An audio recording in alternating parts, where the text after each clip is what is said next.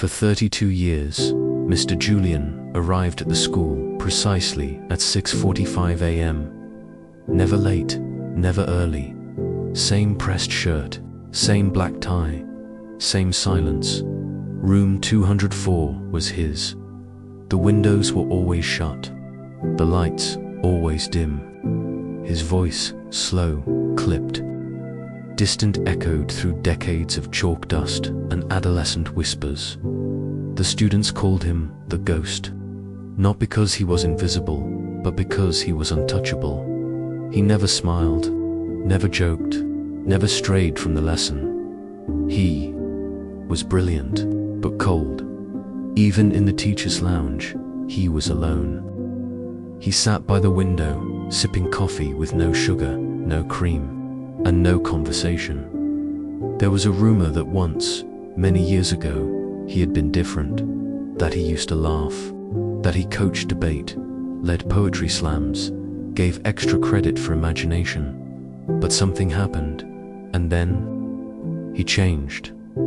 On this particular morning, the halls buzzed with noise as students flowed in.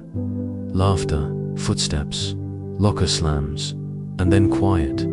Mr. Julien walked through the main doors, briefcase in hand, shoulders straight, eyes ahead, as always. Students parted to let him pass. But something was different today. In his mailbox, between flyers and forms, lay a small envelope. No return address, just 2 words on the front for you. He stared at it for a long time, then slipped it into his jacket and walked away.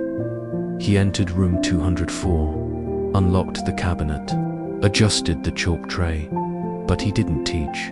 Not that day. Instead, Mr. Julien sat at his desk, the unopened envelope in front of him, hands still, gaze distant, like a man waiting for a storm he knew was coming. The envelope sat untouched on his desk for over an hour. The classroom was quiet, but inside Mr. Julien's mind, old voices stirred. He had seen handwriting like this before, neat, uncertain, leaning slightly to the right, a student's hand. A student who no longer belonged to any classroom. Finally, as the second period bell rang, he slit the envelope open. No date, number, signature. Just a letter, handwritten, raw, and personal. Mr. Julien, I don't know if you remember me. I was in your class nearly 12 years ago. I used to sit in the back, second row from the window. I didn't speak much, and when I did, it was usually the wrong thing. You once said I was wasting everyone's time. I remember the whole class laughing. You didn't blink, you just moved on. That moment stayed with me for years. It changed how I saw myself. I started to believe I really was a waste of time. And maybe I was back then, angry, lost, failing almost every subject. But here's the thing, Mr. Julien. I grew up, I got help, and now I'm a teacher I used to hate. You honestly, I blamed you for everything. But over time, I've come to realize you were just human, maybe hurting too. So I'm writing not to accuse, but to forgive. We were both broken back then, but maybe now we don't have to be. Thank you for being part of the lesson, even if it came late. Mr. Julien read it once, then again and again. His hands trembled. The ink began to blur under the weight of memory. He looked up, as if expecting to see someone there. But room 204 was empty. Only the ticking wall clock dared to speak. Outside, laughter echoed through the halls. Inside, Mr. Julien sat frozen, holding a letter that somehow weighed more than all the textbooks in the room, for the first time in years. His eyes filled with tears. Asterisk, he. Letter remained on his desk long after the final bell rang. Mr. Julien hadn't taught a single lesson that day.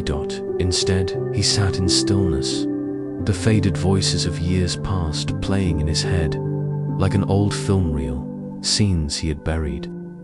Now breaking the surface, flashback, a stormy afternoon. The year was blurred, but the classroom hadn't changed. A teenage boy stood trembling beside his desk. Dark hoodie, bruised confidence, and fists clenched tight. He had just mumbled an answer. It was wrong, not just factually, but embarrassingly. So, the class laughed. Mr. Julien stood at the front, unmoved, unreadable. "If you don't want to think, don't waste the rest of our time," he had said flatly. Laughter echoed again. The boy's eyes dimmed. That was the moment. Mr. Julien knew it even then. He had crushed something fragile, not with a slap or a scream, but with silence and shame. But he never apologized. He just kept teaching, kept grading, kept surviving. Now, years later, the memory refused to fade. He closed his eyes and whispered something to no one. "I didn't mean to hurt you." The words barely escaped his lips. That night, Mr. Julien didn't go straight home. Instead, he walked past quiet houses and flickering streetlights until he reached an old bench near the city library. He used to sit there in his first year of teaching, back when he still believed the job was about more than curriculum. He sat, and for the first time in decades, he allowed himself to remember not the teacher he had become, but the man he used to hope to be. Would you like to continue with Chapter 4, The Visitor, or generate 3 visual prompts for this chapter? First, Bon G Noi. Chapter 4, Chat GPT G. Noi. Here is Chapter 4, The Visitor from the story. Mr. Julien and the late lesson of forgiveness, asterisk, the next morning. Mr. Julien entered room 204 at the usual time, but something in him had shifted. The blinds were open, the lights were warm, and for the first time in years, he placed a small speaker by the window, letting soft piano music drift through the classroom. He didn't know what he was waiting for, but he was waiting. Third period, the door opened. Not a student. A young man in his late 20s stepped inside. Well-dressed, steady eyes, a quiet confidence in his step.